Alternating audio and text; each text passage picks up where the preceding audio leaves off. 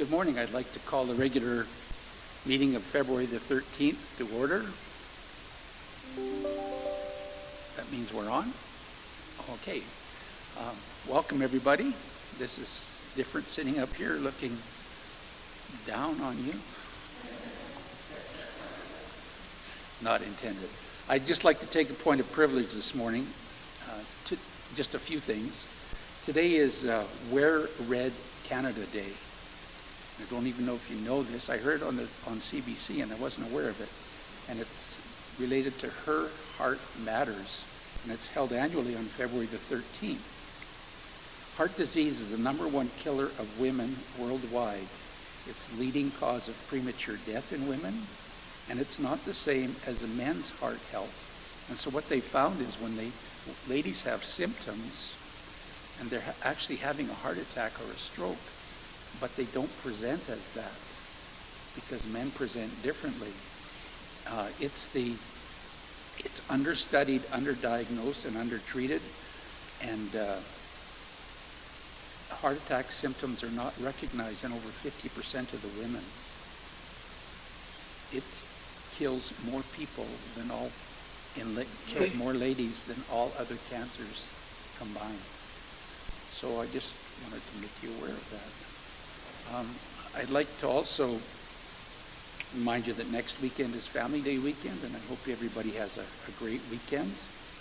February 22nd is Pink Shirt Day. If you want a shirt, Boys and Girls Club are selling shirts. They are available there.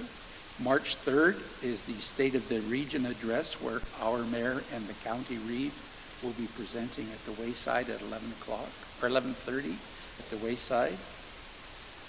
March 7th is the Parade of Programs, which is a really important part of our activities for the spring and summer. And March 16th to 18th, Wetaskiwin Composite High School is hosting basketball provincials, and I invite you all to that as well. Before I start the meeting, I have one more thing to say. I would just like to recognize Mayor Gandam and Councillor Blatz. Mayor Gandam is the Vice President of Alberta Municipalities, which is the organization of all, I guess I should do this, shouldn't I? Am I coming through? Shoot. Alberta Municipalities is the organization of all municipalities in Alberta. And through that, our mayor gets to meet with individuals from all over the province. He meets with ministers and networks with the mid-sized city mayors, which is all the mayors of all the cities in Alberta except for Edmonton and Calgary. He just brings a lot to the table. And Councillor Blatz just came back from Ottawa, where the FCM, which is the Federation of Canadian Municipalities, so that's all the municipalities in Canada, and they just had a sustainability conference. She got to meet with the Minister of Rural Development. She chaired 2 sessions, and I attended one of the sessions virtually and was very impressed with the way she chaired, as were the people in the hall.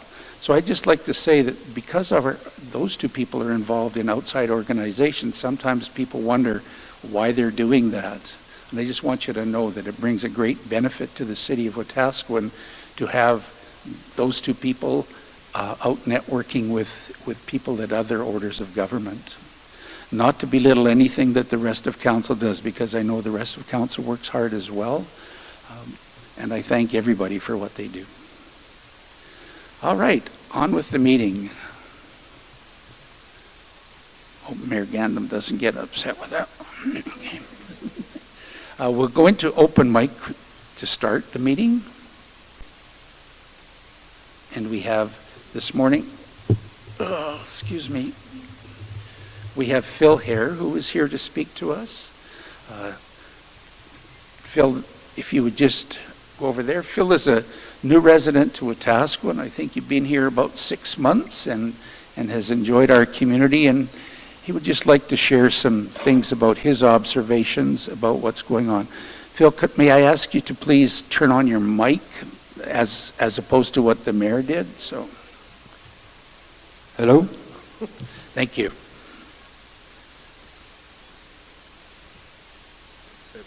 Okay. Good morning all. I want to ask the first question. This is the first time I've ever done this.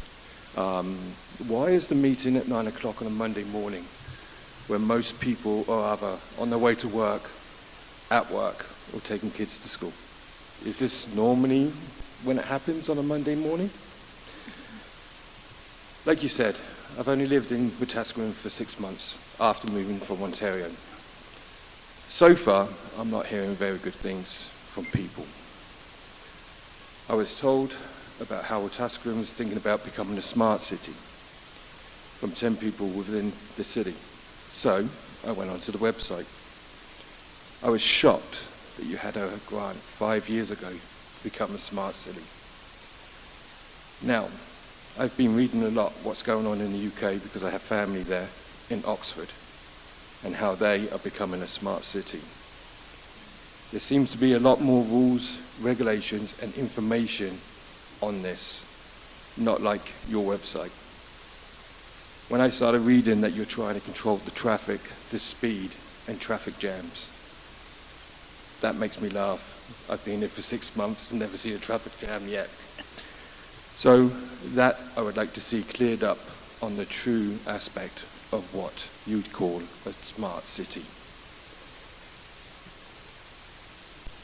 I'll go to the next page, sorry.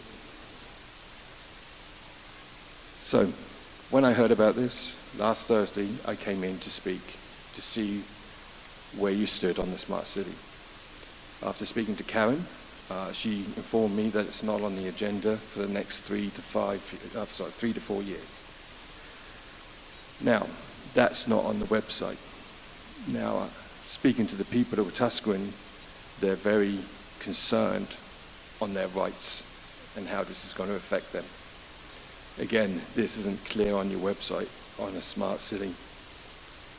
Can we please put up exactly how you're going to control the traffic, the speeding and the traffic jams? Are cameras going in place? Are you going to be watching every movement we do coming and going from the city? Are we going to be trapped within the city and only use what we have within the city? Again, please put the information on the website. What's going to happen within the next 3 to 4 years on the smart city? Now, I feel sometimes that councillors, governments, don't truly listen to the people. And I want to sit here today and just remind you all that yes, you all do a good job. And yes, you look after the city. But listen to the people. You don't own the city, you run the city. And we've all got to move forward to try and make this a better place. When we first come to Wetaskiwin to look at houses, we fell in love with it. This is where we wanted to be. In all of Canada, Wetaskiwin. So again, I'm here to say, please, please put up the right information on what the next steps are. This is just one subject that I've mentioned at the moment, and I am going to start taking more of a role to find out what else is going on within the city. So again, thank you for your time. Thank you very much. We appreciate your sharing your views. We don't answer questions at open microphone, but we certainly, I noticed Sue was taking notes and somebody behind you is taking notes, so it's being looked after administratively somewhere down the road. So I can just say, although we're not supposed to talk, I was with Smart Cities a number of years ago when I was the mayor, and the idea behind Smart Cities is the innovations in technology and research, and that's what we were looking at, was more the overview of what potential there could be going down or going into the future. As far as restricting the citizens of Wetaskiwin, and that was not the intent at all. It was just to make sure that when we have new projects, new things happening in the city of Wetaskiwin, that we look to the future to see if we can do something now, and then instead of having to redo it 10 years from now. Right. Like if we're putting in a road and they want to put in sensors on a road, and everybody else is putting in sensors, something like that. So, but it's more about what's happening in the world and how we might be able to align ourselves with that. Can I just quickly, one thing on that? Certainly. I totally understand what you're saying on that. And the thing, you've just told me exactly what you're attempting to do. But we have this thing called the internet, and some of the things on the internet aren't true, and some things get added, and people had this, and then people had something else, and before you know it, the 10 people that spoke to me all seem to think that it's going to be restrictions. And again, this is where I find that the information on your website isn't clear enough. And what you've just told me, you need to just put people at ease. Yes. Tell them what you're thinking about a smart city is. Now, I mentioned Oxford. They're making it one way in, one way out, one way.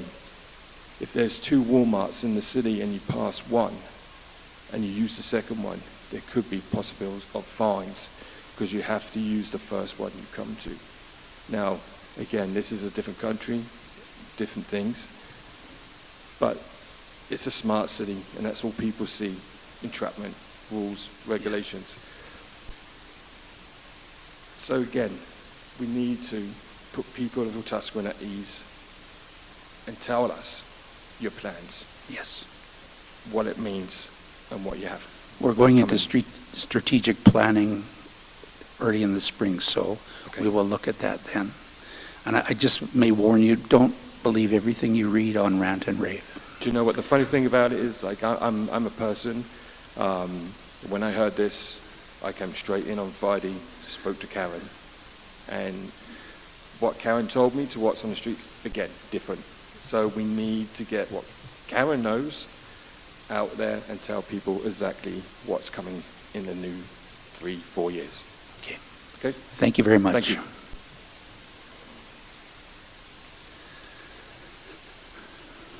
All right. Does anybody have anything they wish to add or delete from the agenda? If not, I look for a motion to approve. Councillor Billingsley, any discussion? Ready for the question? All in favor? Motion's carried unanimously. Approval of the minutes of the regular council meeting of January the 16th, special council meeting of January the 30th, and the special council meeting of February the 7th. Councillor Nielsen? I move the City Council adopts the following minutes as presented: January 16th, 2023 regular council meeting minutes, January 30th, 2023 special council meeting minutes, February 7th, 2023 special council meeting minutes. Thank you. Any discussion? Ready for the question? Those in favor? Motion's carried. Thank you. Moving down to item 8A, delegation from People of the Rights of Individuals of Sexual Minorities, PRISM. I'd like to invite you up to the mic, please. And if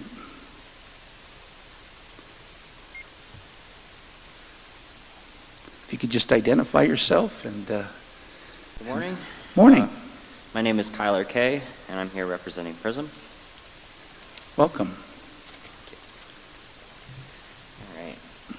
For those of you that don't know me, my name is Kyler Kay, and I'm a Two-Spirit man born and raised in Peterborough, Ontario. I sit on the PRISM board and act as a youth coordinator, hosting PRISM's weekly 2S LGBTQI+ drop-in. I've lived in Wetaskiwin for almost 2 years and have been very active in queer initiatives since coming here. I came out as transgender when I was 16 and attended a similar drop-in back home known as Rainbow Youth. Over the years, Rainbow Youth gained popularity and success, and by the time I aged out, I decided to volunteer for the group by hosting and providing a variety of organizations in Southern Ontario with positive space and sensitivity training workshops. When I moved to Wetaskiwin, I knew that I wanted to use my skills and experience to bring a similar program to the community. And upon meeting our local 2S LGBTQ people, I found out that there wasn't a lot in place for us. With the support of the queer community, members and allies, PRISM was born.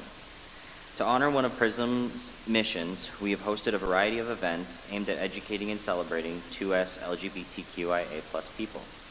For example, last year's Pride in the Park event, and it was a huge success. Every day, PRISM gains more and more support, and it's no surprise that the work we do benefits the community greatly. With that being said, PRISM would like to be responsible for hosting Wetaskiwin's first ever Pride Parade.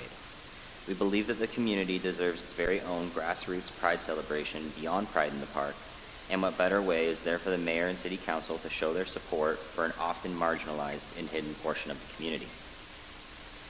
We plan to provide all that register for the parade with a code of conduct form to sign, ensuring that all participants meet safety expectations, and we are requesting that the Mayor and City Council will support this event by giving PRISM the consent necessary to put it on. We're asking for road closures for the requested parade route, which would be from the Manluck Aquatic Center down to the Main Street to the parking lot behind Starbucks. All attendees will be encouraged to disassemble floats in a timely fashion and join us in Jubilee Park for our annual Pride in the Park event. We're hoping to have both events on the same day, which would be Saturday, June 17th, with the parade beginning at 10 in the morning and Pride in the Park to follow shortly after. And if this is approved, this is considered everybody's formal invite to those two events. Thank you. Did you want to talk about the painting of the crosswalk as well? Oh yeah, sure. We also plan on getting the two crosswalks at Jubilee Park at both the intersections there painted on the evening of June 16th around 6 p.m. Thank you. Councillor Haberly.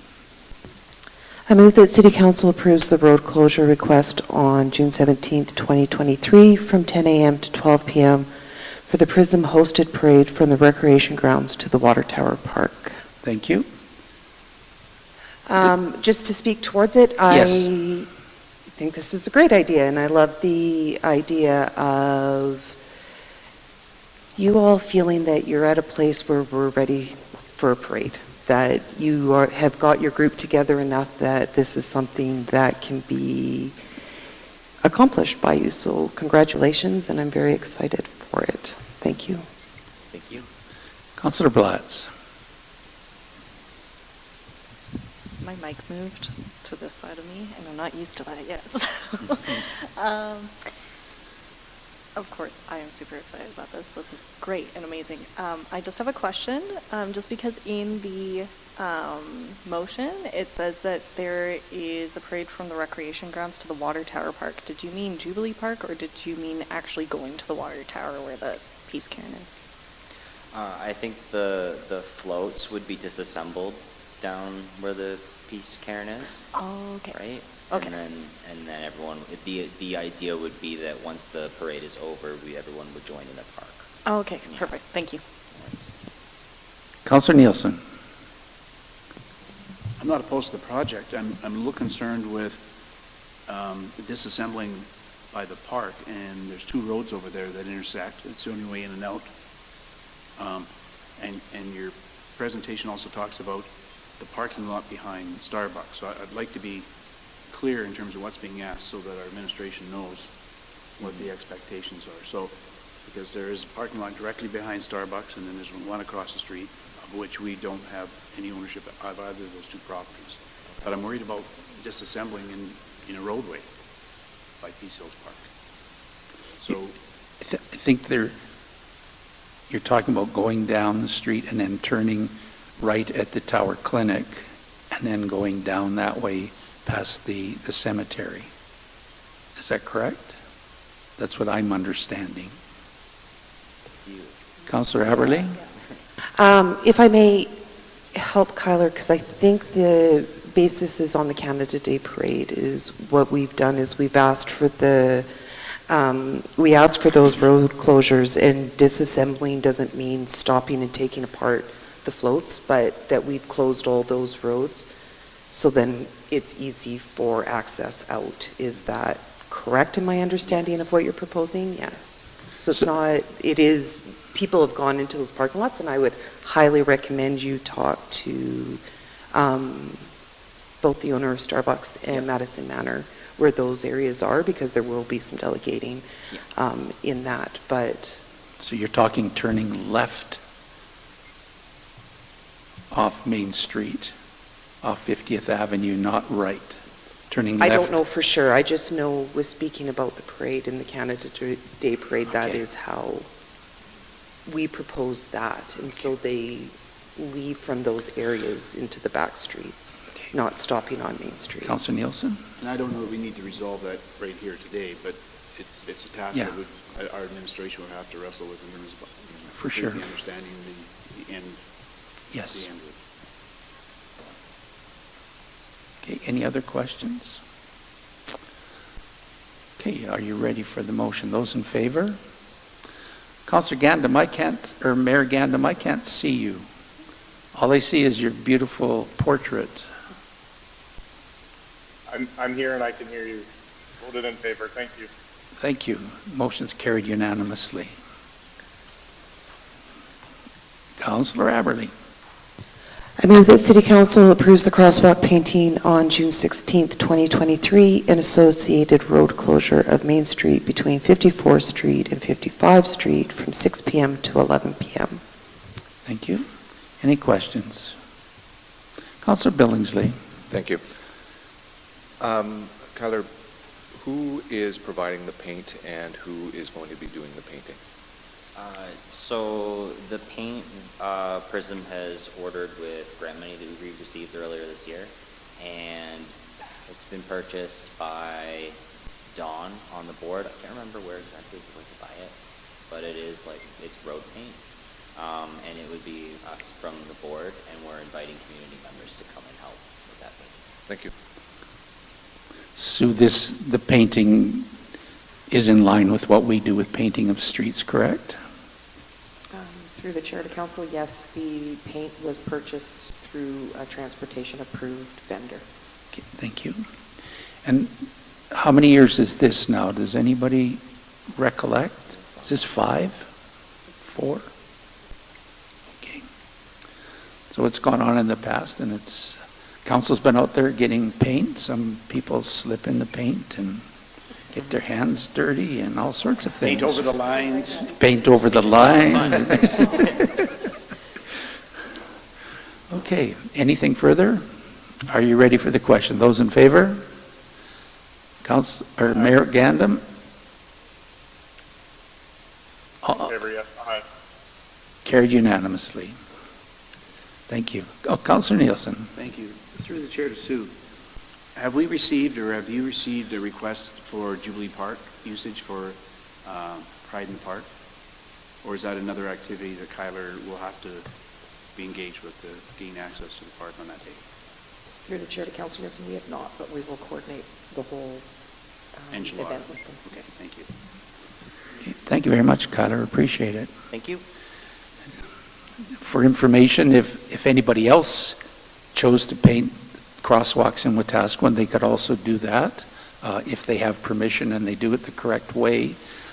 For example, if the Legion wanted to have red and white crosswalks representing Canada and the Legion, they could do so down by the Legion. Boys and Girls Club, we're going to do a Pride crosswalk, but the road is not quite conducive to being painted at this point in time.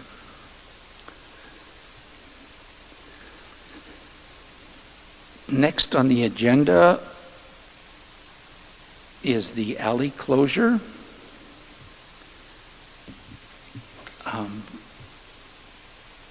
Yes, go ahead, Kathy, sorry. Good morning. Morning.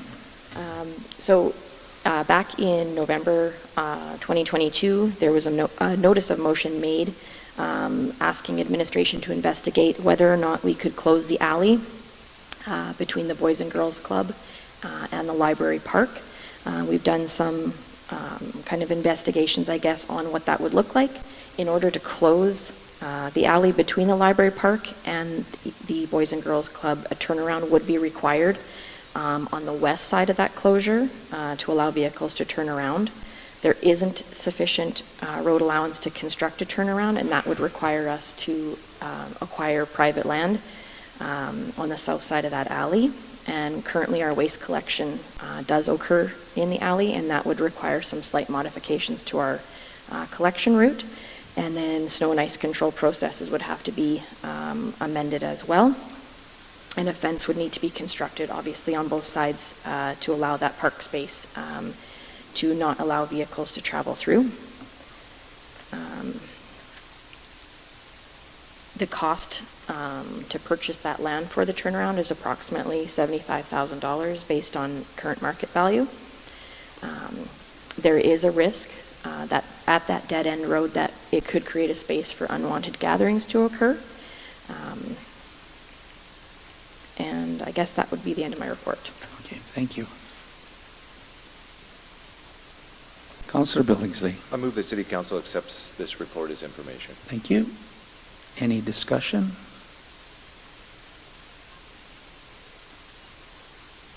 Ready for the question? Those in favor? Mayor Gandam is in favor. Carried unanimously. Thank you. Next item is to rescind motion 387-22.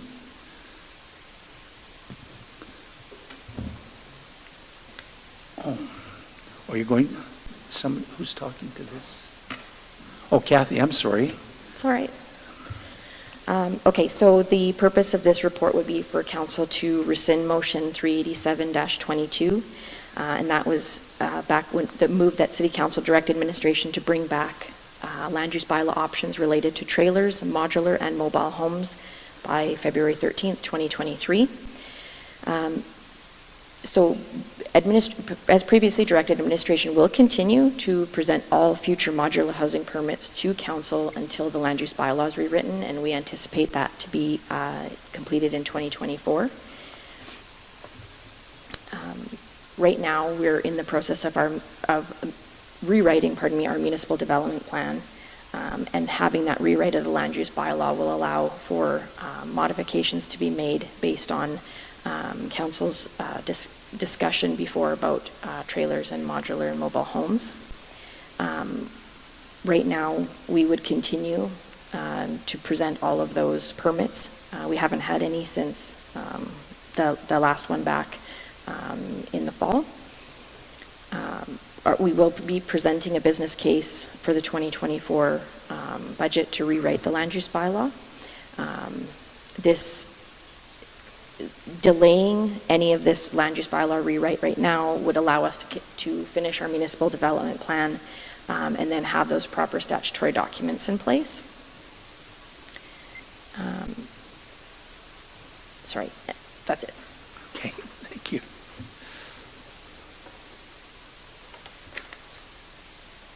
Councillor Blatz.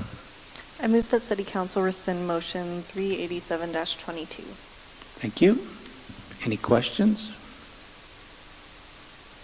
Ready for the question? Those in favor? Aye. Carried unanimously. I move that City Council requires all future modular housing permits to be brought to a council meeting for approval. Thank you. Councillor Nielsen. Through the chair, through the chair to Kathy. Throughout your presentation, you talked about trailers, modular, and mobile homes, and yet this motion only talks about modular housing. So I would ask for an amendment to include trailer, mobile, and modular homes. Speaking to the amendment. Ready for the question? Those in favor of the amendment? Aye. Carried unanimously. Back to the motion. Councillor Nielsen. Through the chair to Kathy, if people wanted to put modular or mobile homes into parks, existing parks, they would need a housing permit to do so? Through the chair to Councillor Nielsen, I'm not sure what you mean by putting them in parks, like mobile home parks? Yes. Okay. Because that land use allows that type of housing, then it would just be a regular building permit as you would. Okay. So we're talking about anything that would happen in our community outside of that land use bylaw. Yeah. Thank you. Okay. Anything further? Ready for the question? Those in favor? Aye. Carried unanimously. Item 12A, 10B, electric vehicle charging station update. Is that you too, Kathy? That's me. That's you, okay. Thank you, Sue. Through the budget deliberations, council had asked administration to investigate potential opportunities for grant opportunities for the electric vehicle charging station outside of City Hall, which is currently free. Administration did submit an expression of interest and was accepted to the second round of the application process. However, the application has been submitted and it takes about 8 weeks to hear back. So administration was looking for approval of the charging vehicle station, provided that we receive at least 40%. Sorry. Move our motions around. Provided that we receive up to 60% from contingency fund and 40% from the grant funding. We did adjust the original amount was $10,000. And then we did have a look at it and add some contingency just because we're not completely sure of the as-built section of the pipe that goes under the parking lot. And so we did add in a bit of contingency onto that. And yeah, so we're looking for final approval. We would not move forward unless we had at least 40% grant, and then we could report back when we do receive word on the grant. Thank you. Councillor Blatz? I move that City Council approves the electric vehicle charging station project in the amount of $15,000 to be funded up to 60% from the contingency reserve and 40% or more from grant funding. Thank you. Councillor Billingsley? Thank you. I guess my question will be to Sue through the chair. The grant funding of the 40%, that would be a new grant that would be applied for as of from this motion or from when it was brought back at budget, or is it an old grant that we'd already been approved from? Through the chair to Councillor Billingsley, it was applied for. The expression of interest was submitted after budget, okay. And then they want us to go to a second phase, and so it is a new grant, but it was applied for after budget. Thank you. My second question is the project itself. Will this new station then have the ability to be smart? Sorry for that. In the sense that it will be showing up on whether it's a smartphone or something like that, so that people are aware of where this charging station is? Yes. Thank you. Councillor Nielsen? I'm fine, thank you. Okay. Anything further? Are you ready for the question? Those in favor?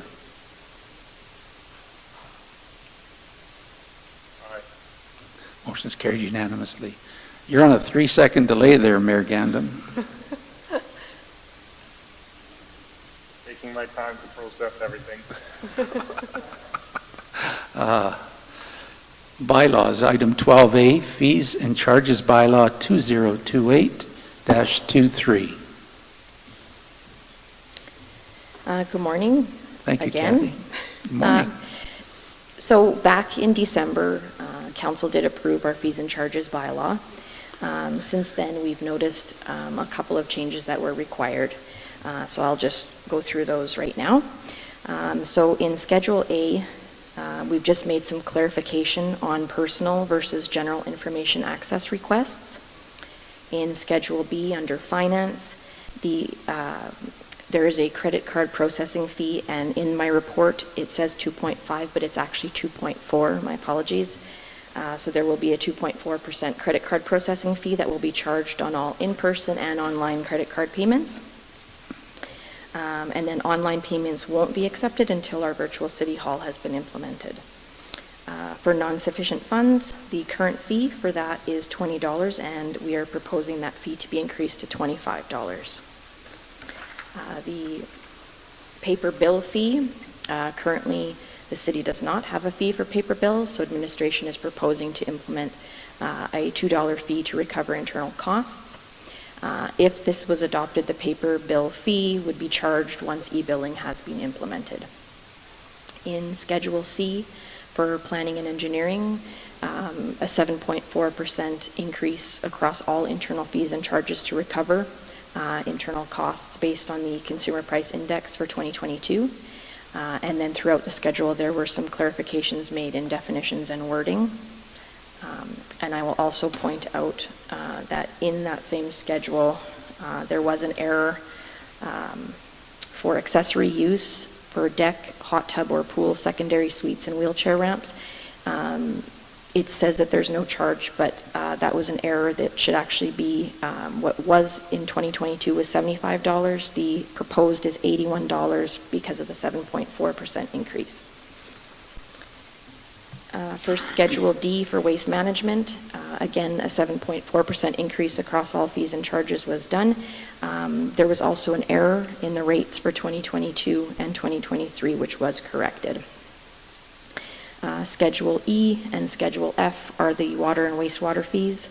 There is a 16% increase across all fees and charges within those two schedules as of February 1st, 2023, with an additional 15% increase to be implemented on July 1st, 2023.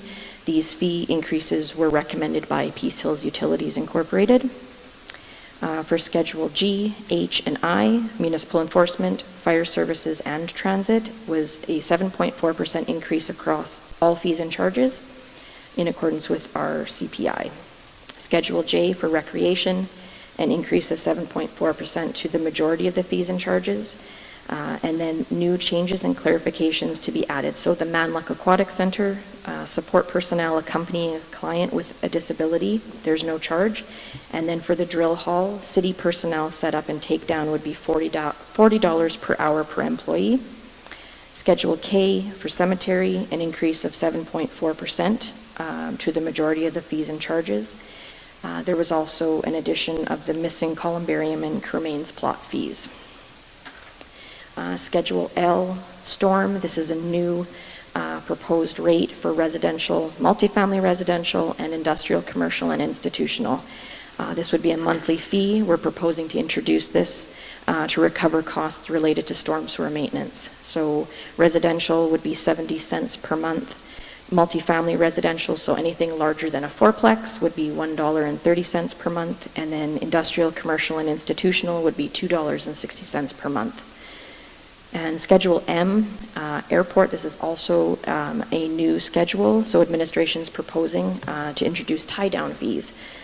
We would have a daily fee of $2.50, a monthly fee of $35, an annual prepaid fee of $375, and then if access to aircraft was required through the winter, winter access snow removal would be $15 per month. And if you have any questions, I'd be happy to answer them. Thank you, Kathy. Councilor Nielsen? So we can have questions prior to motion? No, let's make the motion for first reading, please.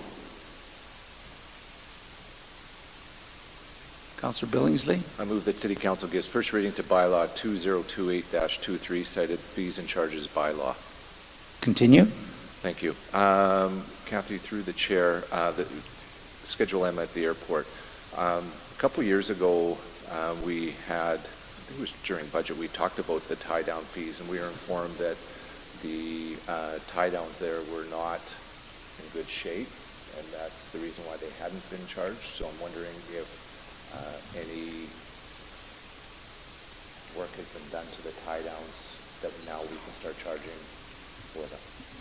Through the chair to Councillor Billingsley, yes, we did some maintenance on the tie-downs this past summer, so they are now usable. Okay, two more questions. The winter access snow removal, so will that be automatic during the winter months? And if so, which months? So if there's no snow, they still will be charged? How is that going to be implemented? Through the chair to Councillor Billingsley, so this would, not every person that ties down their plane requires access, so it would only be on a per request basis. So if there was a lot of snow in December and someone wanted access to their aircraft, then we would charge them the $15. If there was no snow, then we would not charge for that. Kind of got a problem with that in the sense that if only one person wants it, you're getting $15. there's no way we're cost recovering at collecting $15 to remove snow when we probably are billing out at $40 to $60 an hour would be my guess internally anyway. To me, it should be automatic. Either we clean it or we don't clean it, and everybody pays, is my opinion. So are you can I making- make an amendment You certainly may. that we change winter snow removal to be added from the months of November through April? Do you get much snow in April? Is that fair? November through April? Okay. Thank you. Councillor Haberly, to the amendment. Thank you, through the chair to council. We can get good snowfalls in October, and I hate to do that, but if we're going to do it, we can get a good one in October.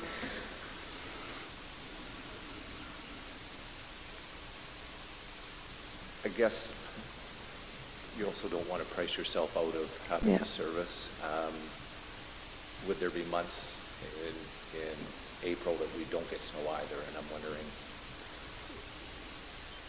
if you want to add it, I'm okay with that. Yeah, and I'm just saying, in general, I would be more in favor of an October through March. Because April will melt quicker, right? It's that Sure, October may not. Same number of months. fine. Can we, do you want to re-amend? Re-amend the amendment? We'll just To- change the spelling of the months? So October to March. Okay. To that amendment, October to March. Councillor Blatz. So it is Alberta, and like I guess we could have snow at any time of year. So I'm kind of wondering, do we have to say what months, or can we just say during snowfall months? So if we get no snow in November, they don't get a bill? No. Well, yes, yeah. So like, let's say that we have an unseasonably warm, like October, November, and then all of a sudden in December we get a ton of snow. Then we wouldn't bill them for the months that we're not clearing snow because there was no snow for those 2 months. So it would be easier than saying like November to March, because like, there could be outliers, and that makes it easier when you can say there was snowfall in this month, so it makes it snowfall month. My only concern would be, I guess, for administration to be able to bill this out and figure, okay, we did it.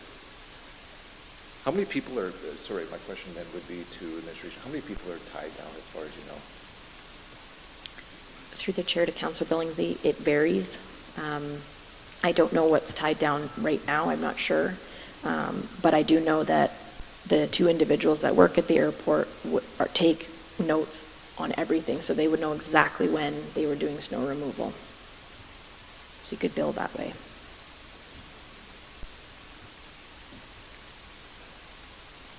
So change it to when required? Yeah, that would be my recommendation.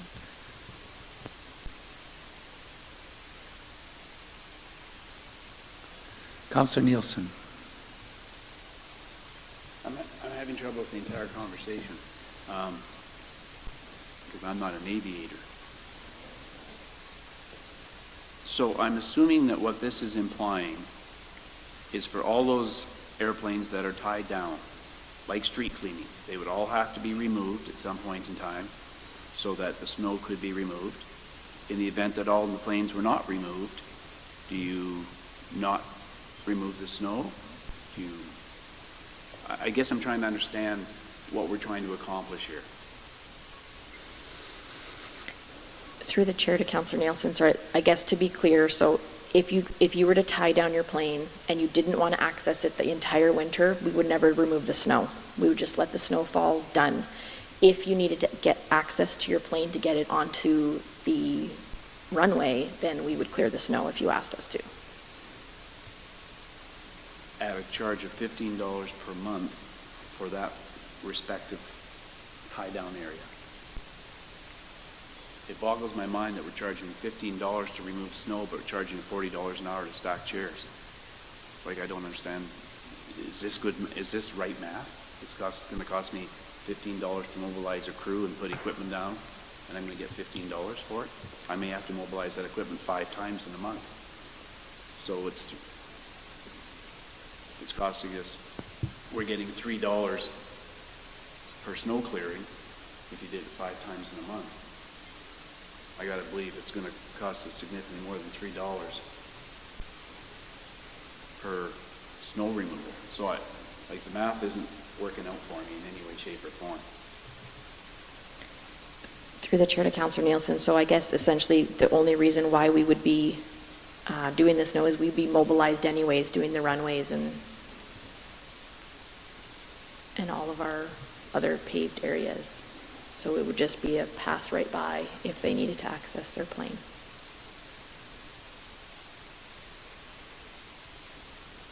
Councillor Lonsdale. Through the chair to Sue or Kathy, would the use of a grader, or would this be something to get into this area, somebody with just a snowball? Through the chair to Councillor Lonsdale, this would just be with our front end loader. Okay, thank you.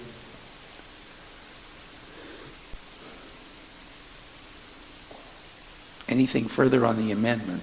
The amendment is that they will be charged from October until March.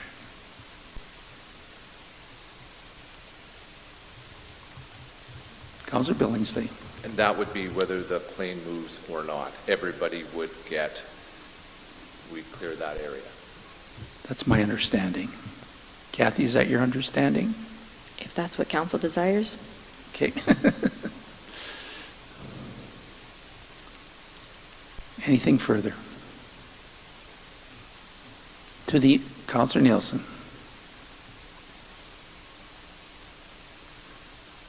No, I'm good. Are you ready for the question? Those in favor of the amendment? Opposed? Motion is carried. Back to the main motion of the first reading. Any other questions regarding fees and charges? Councillor Nielsen. Thank you. I'm speaking specifically to Schedules C, J, and K, Planning and Engineering, Recreation, and Cemetery. And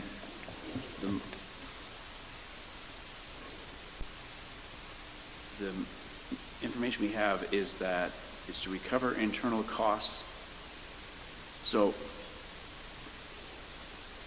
I'm going to ask for a Reader's Digest version.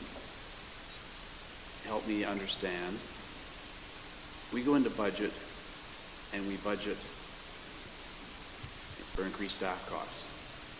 We go in and we budget for increased materials, supply costs.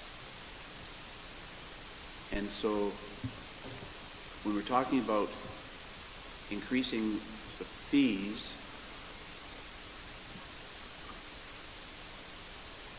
to recover internal costs, do we not build those internal costs into the budgeting process to begin with? Because is it taking us more time to do the things we did last year, this year? So I'm having some difficulty understanding, I guess, why a cost to fill out a form to complete whatever requires a 7% increase if we've done our budgeting to account for that. So, help.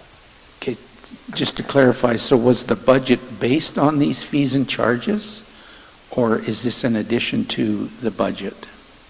I can answer this one. So through the chair to Councillor Nielsen, the only reason that it's being brought back, so it was all part of our budget presentation, and then we have the meeting on December 13th to update the fees and charges. The wrong numbers were copied in, and there was no discussion around the storm, and so we we needed to bring this back to ensure that council fully understood it, but this was all calculated as part of our budget, and the 7.4% increase was based on CPI, which a lot of our budget was also discussed about the increased costs. So even if, for instance, we used 4% COLA, we would not have recovered all of the increased costs required to manage some of these functions. So when we're looking at our fees and charges, we are looking as much as possible at full cost recovery to offset what was deficient in the budget. We are going through an exercise this year too of doing comparator communities for all of our fees and charges. So in the 2024 budget process, council will see all of those comparators as well. So through the chair to Sue then, so had the numbers been more in alignment during budget deliberation, would we have covered these such that this would not have come back to council? Or would this have still come back to council even if the numbers of budget were different? Through the chair to Councillor Nielsen. There was an error in the presentation. It should have been what's presented now, and then it would have aligned with our budget presentation. We had, during COVID, we had a year where we went back to 2020 numbers, and for whatever reason, that number was carried forward. It wasn't the actual 2022 numbers that were carried forward in the presentation.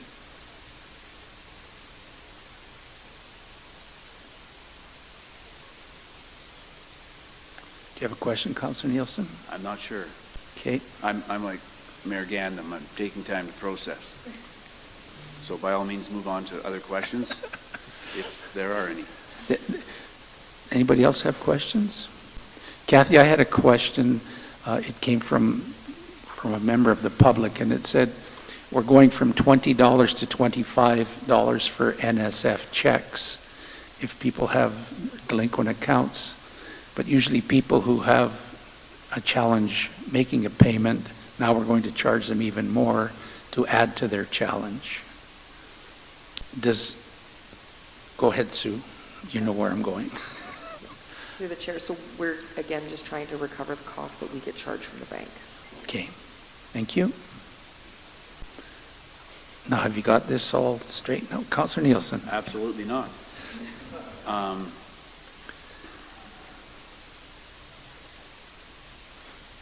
Through the chair to Sue.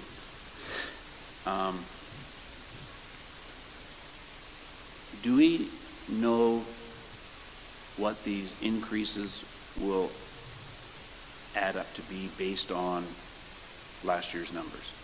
And by that I mean, so we made X number of dollars at recreation last year, now we're charging 7.4%. Do we know what that total revenue increase is going to be? In other words, what was the shortfall in budget that we're now adding these fees to make up, to recover those costs? Through the chair to Councillor Nielsen, I don't think we have those numbers on us right now. It would be average 7.4%. Some of them there were no fee increases like in safety code inspections because we have a contract there. And then others would be 7.4%, but it would be based on usage as well. So if usage went down, it was a hard number to predict. I'd have to go back, take it as an information request, go back to our budget. I guess what I'm looking at is if we know what the dollar value is for a 1% increase in taxes, what would this have ended up being if it was on the tax roll instead of a 7%, 7%, 7% here and across the board? And the reason I guess I'm haranguing on this is that, no, I'll refrain. Thank you. Okay. My next question, though, I do have a second one. Okay. And maybe a third and fourth. But I'm also concerned that when we look at recreation, one of my fellow colleagues keeps saying, show me your work. And in Schedule J, recreation, it says an increase of 7.4% to majority of the fees. what is the majority of the fees, which fees are being impacted, or all of them being impacted. So I've got some concerns with the ambiguity tied to a 7% increase on some stuff that isn't identified as such. But when this was originally presented, all the fees and charges were in the original document, and it showed all the increase in fees that were going to be projected. Okay. We were given all of that prior to the first time that we approved this. Understood, but why isn't it identified here? This is a motion coming forward as to how we're going to charge our fees. We're talking about we're going to increase a majority of our fees. Okay, Sue? Through the chair to Councilor Nielsen, it is in your package. So if you look on page 49 of 82, Schedule J, the majority, there were some had gone up 0%, some went up 7.4, one went up 100%, and then some went up 7. Thank you, I apologize, I missed that. No, but it should still say according to the document as opposed to, correct? That's all you're asking, is for clarification. Councilor Billingsley? Thank you. My question is to Sue. So if this motion is defeated, what happens? Through the chair to Councilor Billingsley, we go back to 2022 rates. And that puts us in a shortfall. We don't know exactly what that would be. Is that correct? Correct. Thank you. I have another question, Kathy. My pickleball friends are concerned when they get charged $5.65 and then somebody is scrambling to make change. So this will be, can we make sure that the fee, I know this is very specific, but the fee is so people can just come in and pay, and our cashier doesn't have to try and make change and has to have a whole roll of quarters or dimes or whatever. I don't know what it's being rounded to. Anyway, this is a concern that I've had from a few pickleball players. I won't say a large number, but a few who've been dropping in. Can I leave that with you? Or Sue? Kathy? Through the chair to council, so if you look at the fee schedules, a lot of them have been rounded already. This was a discussion at the last meeting when this was presented. Some of them are not, like utilities, because Peace Hills had a specific percentage that they were looking for. But if you look at the rates, the majority of them have been rounded to the closest whole number. Okay, no, I remember that our discussion, and we did approve that, but it seemed to me that it still wasn't going to be a whole number. Anyway, I'll leave it with you. Is that okay? Kathy, did you have something? Yeah, through the chair to the rest of council. The last discussion we had in December was it didn't matter what the rates were because as soon as you add tax, it changes those cents, right? So I guess if you want to do it with tax to the nearest whole number, then that's something that you can opt for.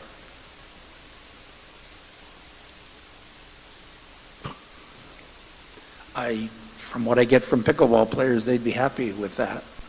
But I don't know about all the rest of the fees and charges, but that's what they've suggested, so I'll leave it there. Yes, Juanita. Oh, Mayor Gandam, you want to speak? I see your hands up. Go ahead. You can't just leave that with administration to figure out. You need direction from council. So if you want to make that motion to change the fee, then we can do that, but not leaving it with administration to figure that out. Okay. Thank you. You're so wise.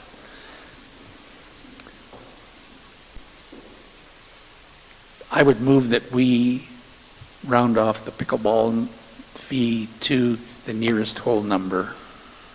Tax inclusive? Tax included.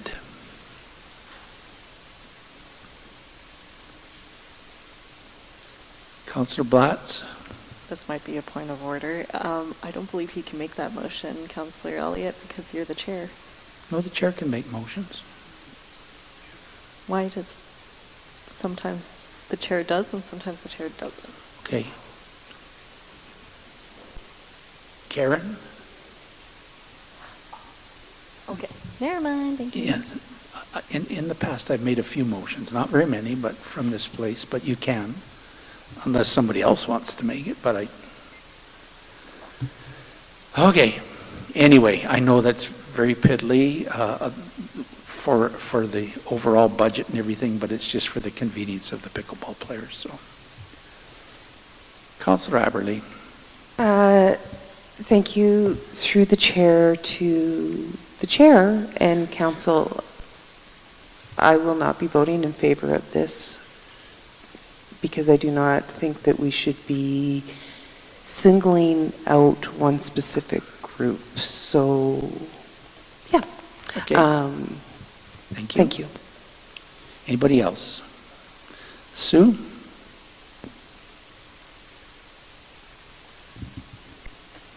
Sorry.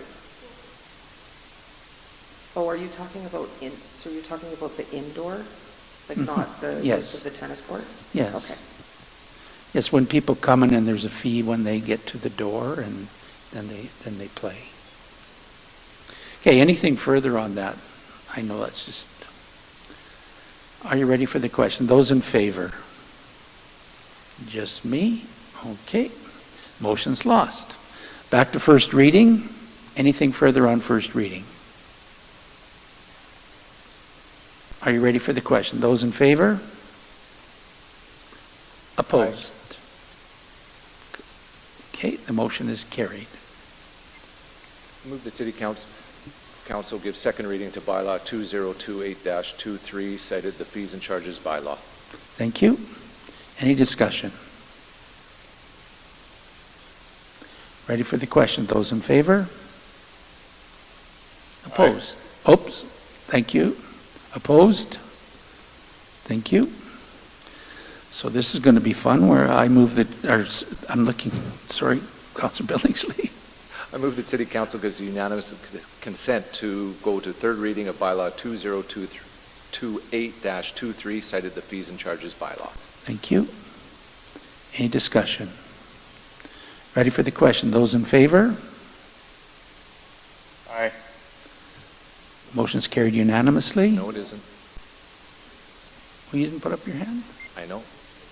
I'm sorry, opposed? Okay. So we don't go to third reading. So now what do we do? Sue, we just run on the 2022 fees and charges and run a deficit. Correct. Okay, is the city allowed to run on a deficit? No. No. Okay, so how do we rectify that? We could address whatever concerns council has and bring this back to a subsequent meeting. Okay. Juanita? Mayor Gandam has his hand up. Oh, cheapers. Mayor Gandam. Thank you. It just puts us off a couple of weeks. We bring it back for third reading, so we wouldn't be running a deficit. Correct. Okay, thank you. So we can put that off. Third reading will come at another meeting, okay? And if you have questions about this, could you please let staff and administration know about it ahead of time so they could have the answers for us when this is brought back? Thank you. Oh, Mayor Gandam, I'm sorry, your hand is still up, okay. Go ahead, sir. I'll put it up again. I'm just curious. I don't know, maybe Aaron can answer this, but I don't know that if I can question a member of council on why we wouldn't move this forward. Is that question towards me, Mayor Gandam? Yeah. Thank you. I didn't see who else didn't vote in favor of the unanimous consent to go to third reading. Councillor Billingsley? Sure. Do you choose to answer? I certainly do. It had to do with Councillor Nielsen's questions that I just weren't satisfied with the answers. And as you said, this could be brought back at their next council meeting, and by then, hopefully, we'll have the information to make an informed decision. Anything further, Mayor Gandam? Nope. Okay, thank you. The next item is the, excuse me, Hope Mission proposal. Just a sec, Mike.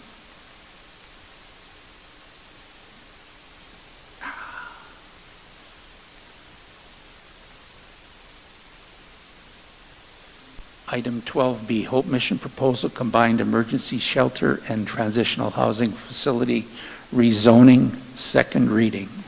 And I'm going to clarify, this is only about the rezoning. This is not about transferring land to Hope Mission. This is only about the rezoning.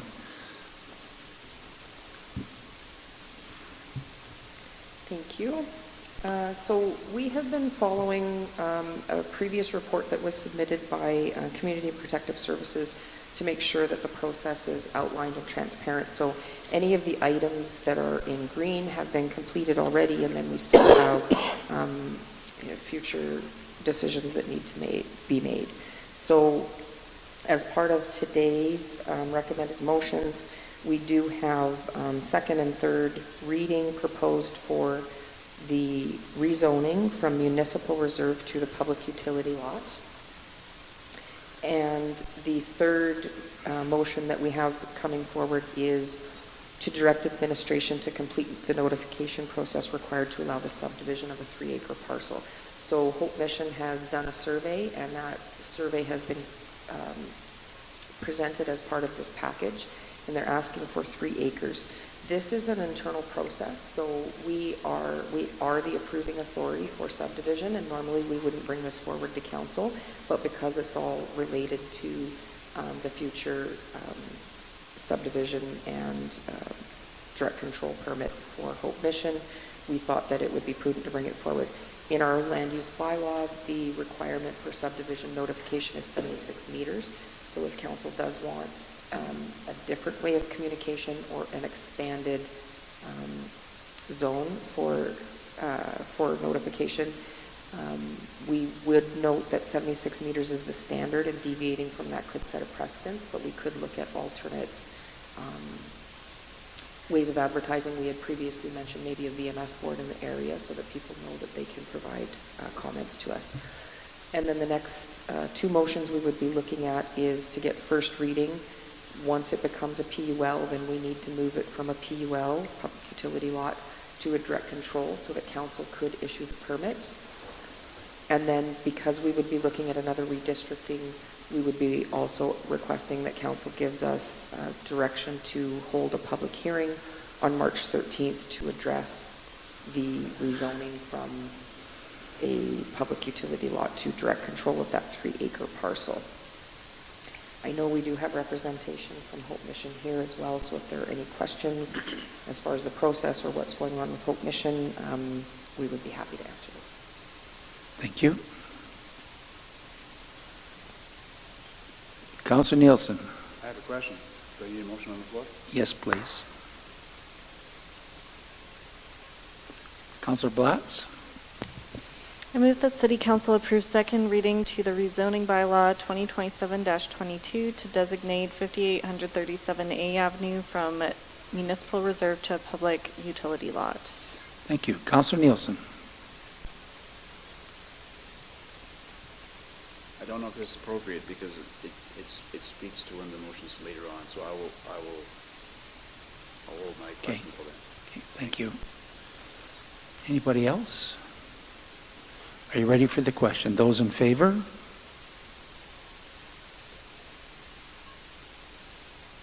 Aye. Motion's carried unanimously.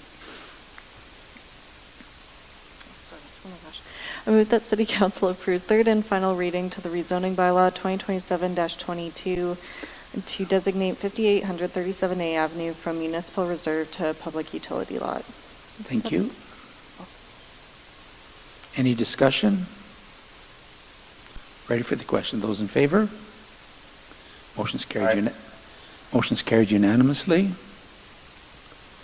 I move that City Council directs administration to complete the notification process required to allow the subdivision of 3 acres of the public utility lots location at 5800 and 5937A Avenue as outlined in the survey attachment 2. Thank you. Does this lead into your question, Councilor Nielsen? Yes, it does. Through the chair to Sue,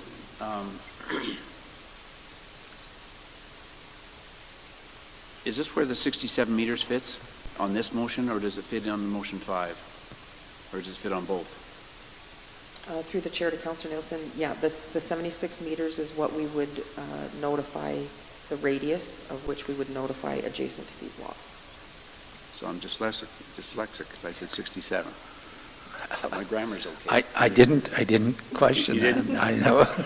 Well, as the chair, you should have, I guess. Can we get, and it doesn't have to be now, but can we get a copy of what 76 meters would look like?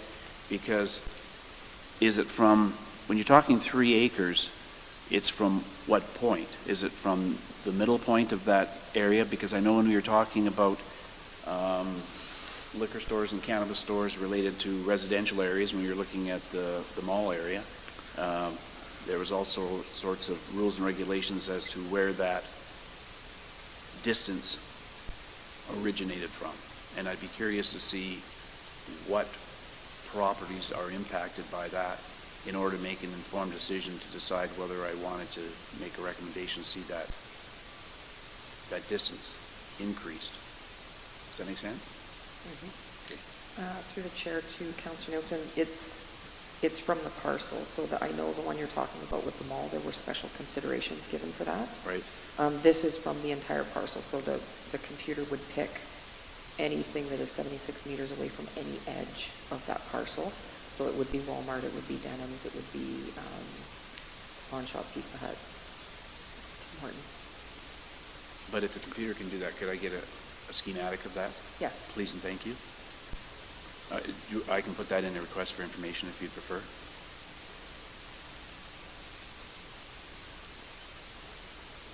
We could likely have it after. Well, I'm in no rush for it. Just as we. So this notification that they're talking about here now includes that 76 meters in. Yes. Did we not, when Budget Beer was going to go in the Brewer strip mall there, did we not extend the boundary because the residential that was to the east of it was more than 76 meters? It just rings in my mind that we extended that boundary to make sure we encompass the residential properties. Through the chair, I don't recall that one. Yeah, but we have that capability to, further to Councillor Nielsen, we have that capability to extend it to 100 meters instead of 76. Typically you wouldn't, because this is, we are the subdividing authority, so administration would typically do that. You've already said 76 meters is what you need in the land use bylaw. Okay. So it's in there already. I think something that would be really easy is additional notification. So if you wanted the mall notified, you could identify, like I said, VMS is probably going to be the easiest if we set it up on the auto mile. Thank you. Go ahead, Councillor Nielsen. So on that note, Sue, when would we make that request to ensure that certain properties outside of 76 meters be notified? Through the chair to Councillor Nielsen, the hope was that that would be today, because there is requirements around a subdivision with notification that if we have to delay this piece, then it delays the public hearing and the next stage of this. No, and that's not my intention here at all. So would you like to include some other properties? Sure. If I Are 76 meters plus? So I think just a motion to include 76 meters plus. Help me understand that comment. Okay. Well, if the radius doesn't cross Highway 2A, then you might want to include Horizons and the mall. I might want to. That's my point. I don't know what 76 meters actually encompasses. So could we just say that we want to include to ensure that?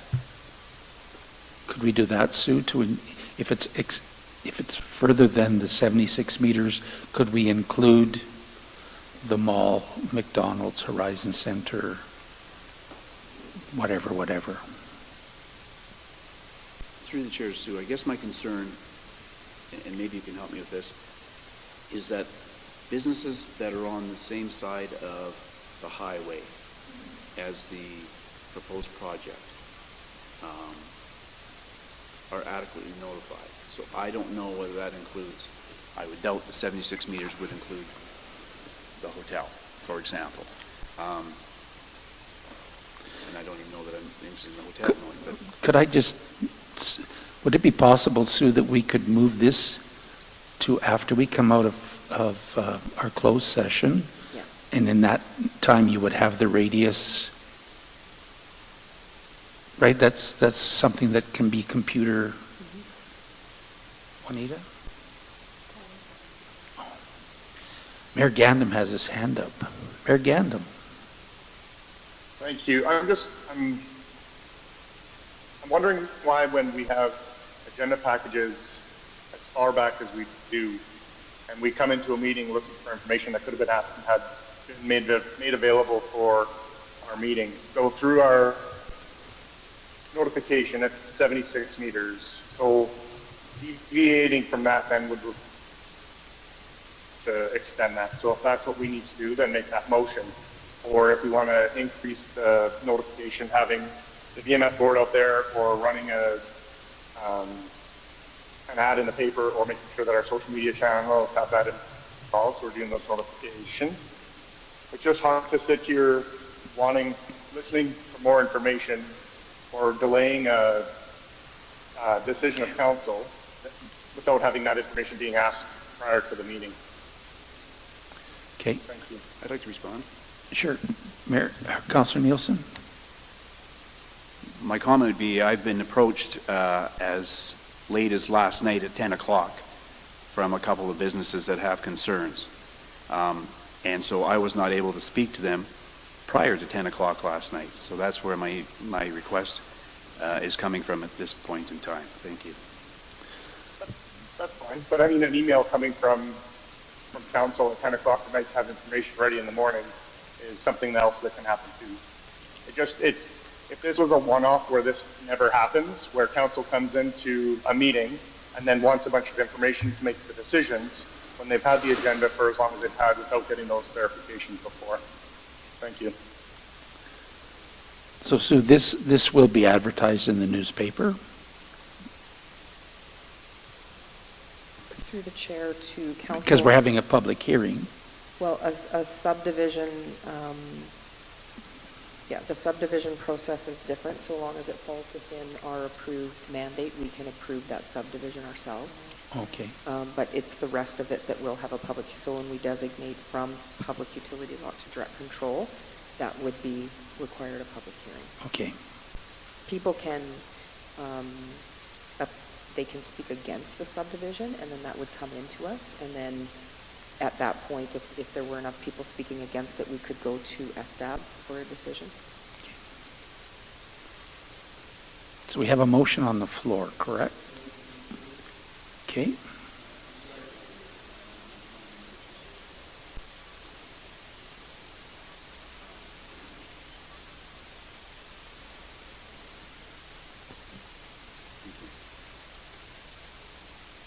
The moment we get to item number 4 then, Sue, and, sorry, number 5, the public hearing. Then the public hearing is open to everybody regardless of where they reside in the community, whatever businesses that I've spoken to that have concerns. Correct. Would be able to speak at that point in time. Through the chair to Councillor Nielsen, that's correct.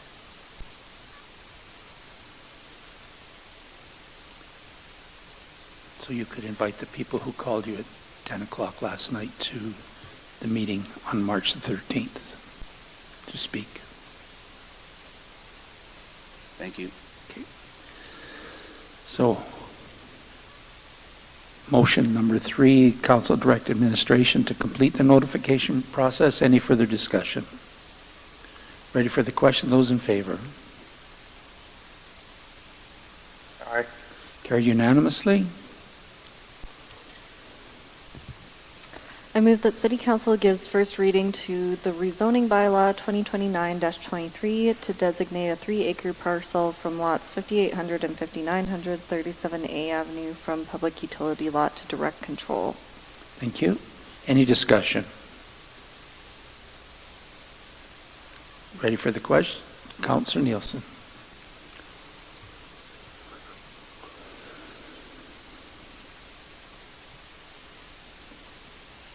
So, through the chair to Sue, so direct control provides us the opportunity to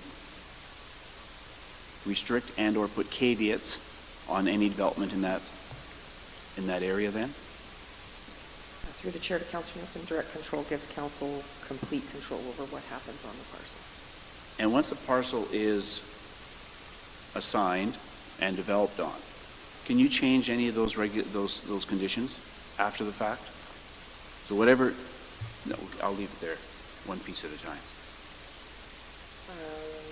I don't think so. If there's a change of use, or if there's a change of, ownership, or the parcel gets sold, then you could.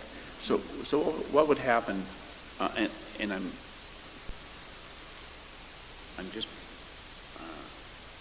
presuming that perhaps somewhere down the line, there could be a request for addition to the facility that might require conversations related to the restrictions that were put on it in terms of use, for example.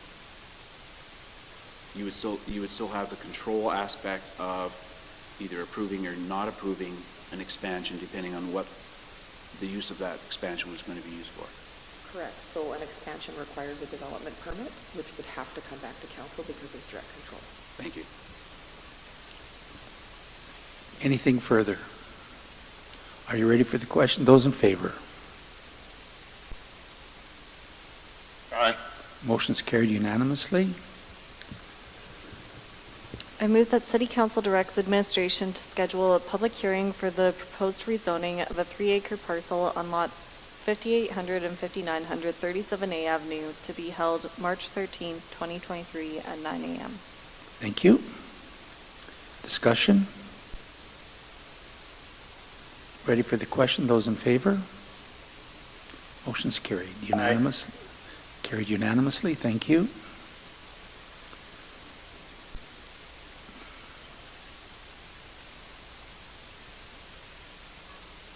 Next.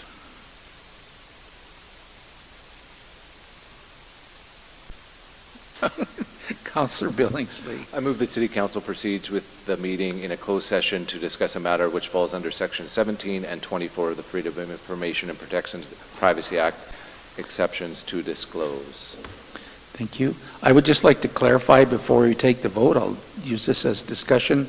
Sometimes people wonder about us going into closed session and then coming out and making a very broad motion that's not totally specific. Sometimes the information that we have when we discuss it in closed session is confidential. At such time when we are able to divulge such information, it will be in the newspapers and in a press release if required. So it's not that we're hiding things, it's sometimes that we are not allowed to. Some are personnel issues, some related to development, and some are related to legal. So that's why we don't make the motions as specific as maybe you would like them to be, but the information will follow once we're allowed to divulge it. Is that okay? I guess it's too late now. Are you ready for the question? Those in favor? Aye. Okay, we'll join you in the other room, Mayor Gandam.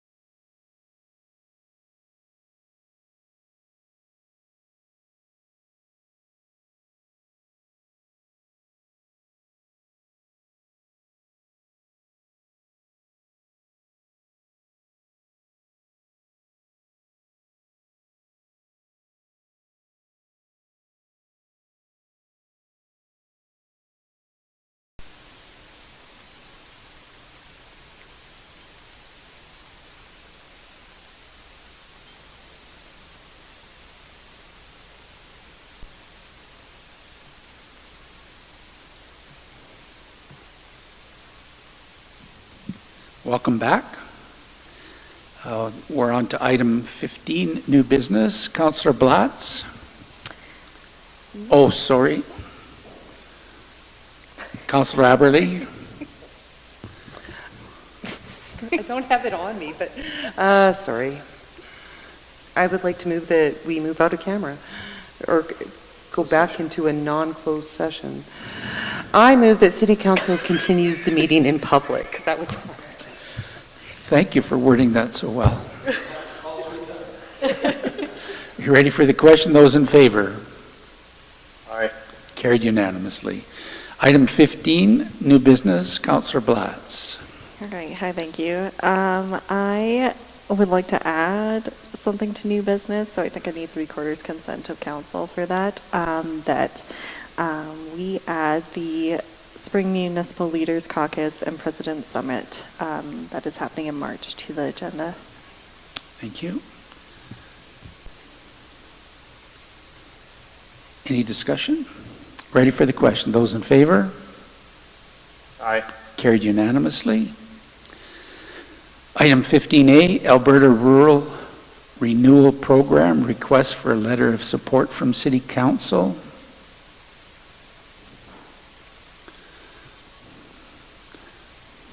Welcome, Vern May. Good morning. Morning. At the January 16th council meeting, council was approached by a local business owner wondering about the city's status with the provincial rural renewal program. This is a program that's available to communities of 100,000 people or less, allowing employers to work directly with city officials and community organizations to recruit skilled workers from international points of origin. This is a program that's only available for employers looking to put full-time, non-seasonal workers in place. And it seems like a great fit for a number of council priorities that we have in terms of attracting workforce as well as enticing new residents to both work and live in the community. We have gone through the process to look at the requirements, and it looks like we are eligible on all fronts.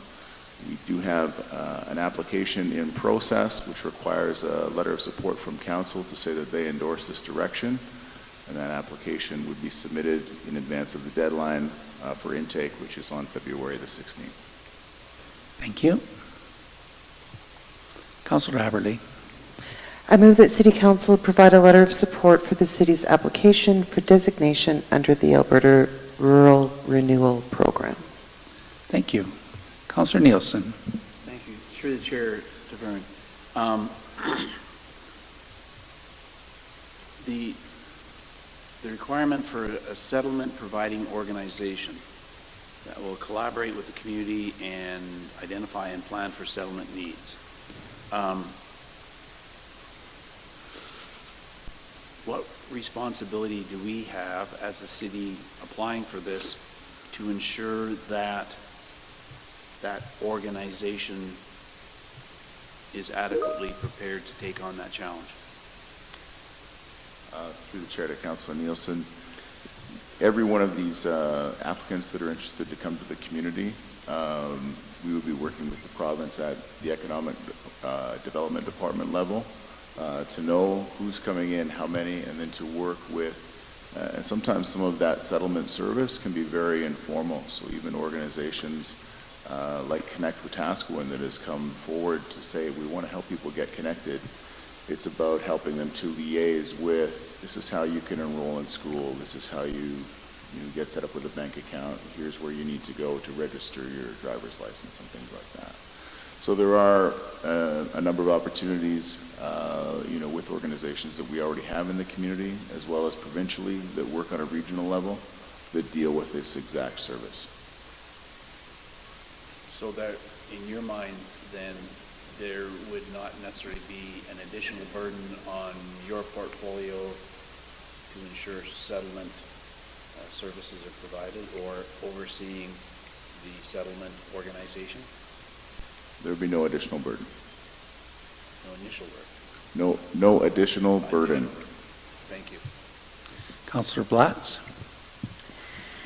Through the chair to Vern, I love this and I think that this is an excellent idea for our community, but I just want to make you aware of a grammatical error in the application process where in 2.1C it says defined by city council, but by and city has no space between it. So just want to nitpick a little bit.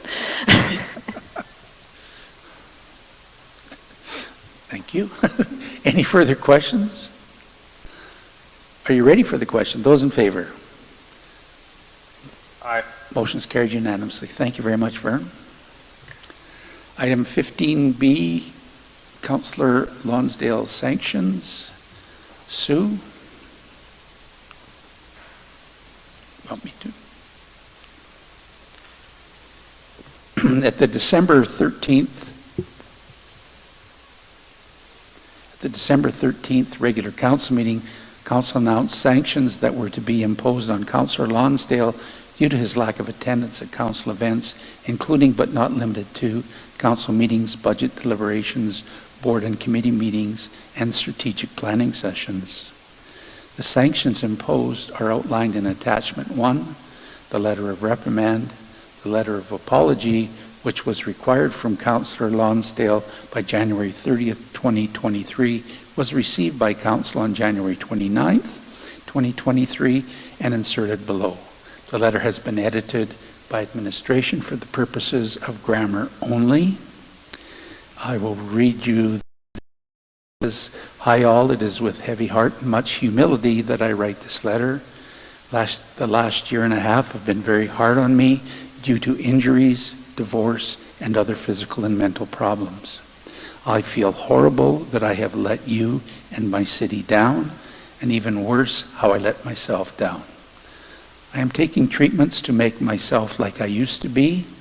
I love and respect all of you so much, and thank you for your support. I will continue to serve at the best of my ability. Thank you, Kevin Lonsdale. Thank you for sharing that, Kevin.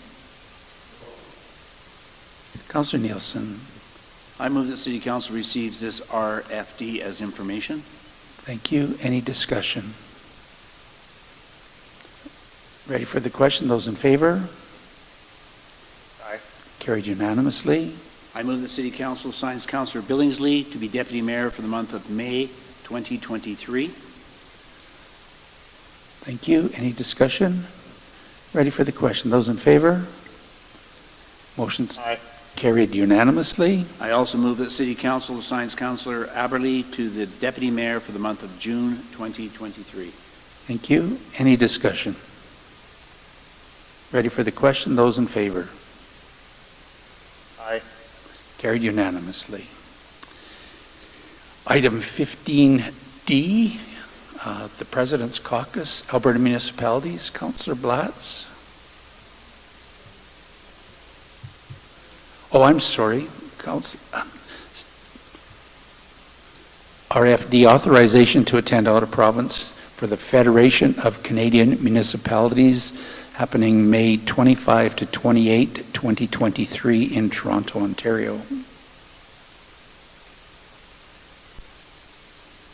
Should point of, Councillor Billingsley? should we, before the motion is made, should we have a discussion if anybody's interested in going first? Yes. Or we could just make that the mayor and two councillors go in and they are to be determined by council afterwards, whichever way you want to go. Councillor Billingsley. I've never attended this, and it is something that I possibly would like to go, but I couldn't find anything as far as what sessions are available. If I could just speak, I attended virtually the sustainability conference from FCM, and it was amazing how much I learned just by being there, and that wasn't interacting or networking at all. That was just attending sessions virtually. I've been to FCM a number of times, and you learn all the time. It's definitely a learning experience, and as well you get to network. Councillor Blatz, when she was there, got to meet with the Minister of Rural Development. In the past, when we've gone to FCM, we've set up appointments or got Mike Lake to set up appointments for us to meet with ministers as well. They have CAO sessions wherein the CAOs meet as well. So I would speak very positively about FCM. And Councillor Blatz, do you wish to add? Yeah, in regards to your question, Councillor Billingsley, about the program, it's still quite a ways out, so I believe that a lot of the time they usually come up with the program, especially for SCC. Like, it took us right up until a month before to come up with the full list of programming. Since it's in May, I would suspect that probably by the end of March we would have more information about what all it's going to have. But there's a baseline overview on the FCM website right now of what all is going to be included there. But yeah, I do say that it's definitely worth your while. I think that's something that I realized at Sustainable Communities Conference, was that it's very hard when you're the only person from council when you go to these things. And it's because there were so many sessions that I wanted to attend but couldn't, that I think would have been valuable to our community. And I also felt like there was different networking opportunities that I missed out on because of my role of being an anchor during the sessions. And so there were some people that I wish that I could have connected with, and that I could have connected with if I would have had some extra members of council there to help out. So I feel like it's imperative that we do have 2 councillors for FCM to help accompany Mayor Gandam. Councillor Nielsen. Well, like Councillor Billingsley, I have some interest in attending as well. Okay. Anybody else? Councillor Haberle? Thank you. I will just make it known that I am unable to attend. Okay. Councillor Blatz, do you attend automatically as a member of FCM? Not technically, and that's the thing that is kind of interesting, is like, I am the FCM rep, but I don't automatically go just because of that. So I have interest in going just because I'm a part of FCM, so I would be going to committees while I'm down there.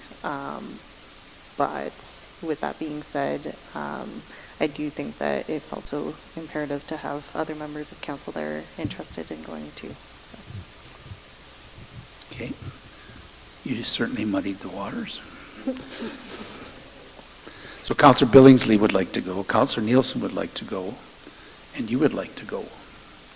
But you have 2 hats when you're going.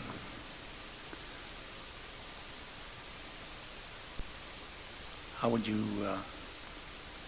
resolve this? Councillor Billingsley, use. I guess somebody will have to make a motion naming 2 people, I guess. Councillor Blatz.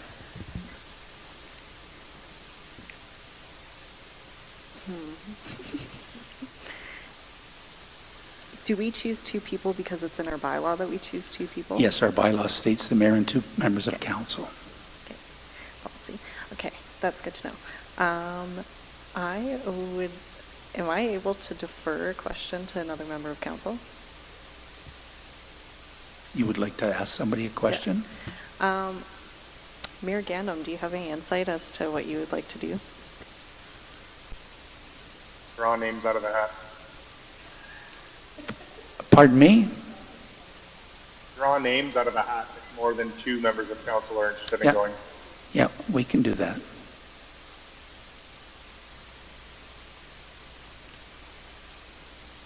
Karen, do you have a hat?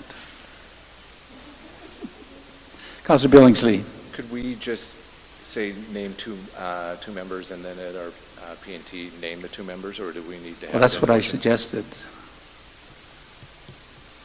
So we could just move forward with this and We name could make a 2. motion that the mayor and 2 members of council go to Toronto, and then the members are to be determined.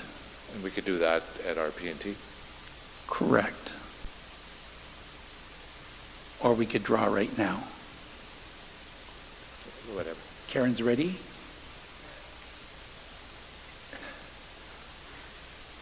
I was just going to say, through our policy, it is required that we make a motion.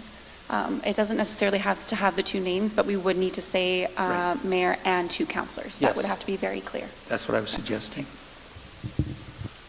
Councillor Billingsley, you want to make that motion? I certainly will. I move that City Council approves Mayor Tyler Gandam and 2 councillors' attendance at the Federation of Canadian Municipalities Annual Conference in Toronto, Ontario from May 25 to 28, 2023, and to approve associated expenses.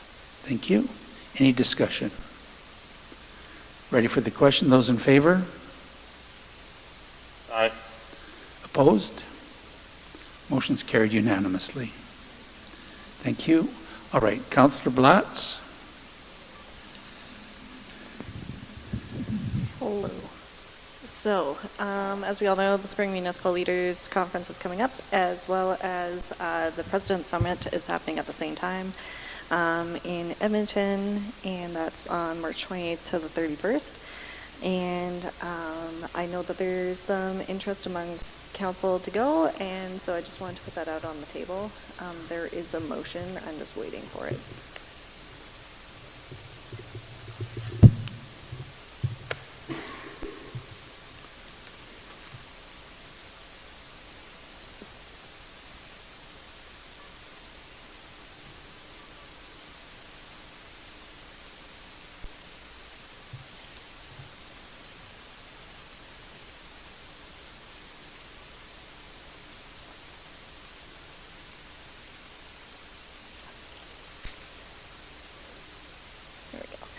I move that City Councilor, oh God, I move this.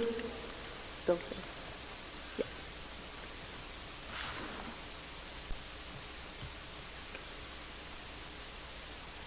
Wait, we're gonna do that too. Oh, okay.